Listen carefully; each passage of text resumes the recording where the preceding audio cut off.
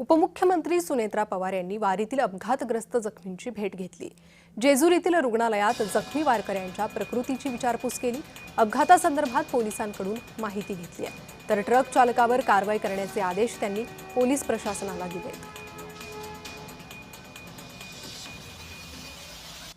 खरं तर ही अत्यंत वेदनादायी आणि दुःखद घटना आहे। एक ट्रक वारीमध्ये घुसला आणि त्याच्यामध्ये जवळजवळ 9 महिला जखमी आणि त्यातल्या 3 महिला मृत्यू पावलेल्या आहेत। त्यांना मी भावपूर्ण श्रद्धांजली वाहते आणि आताच मी जखमींना पण भेटून आलेले आहे।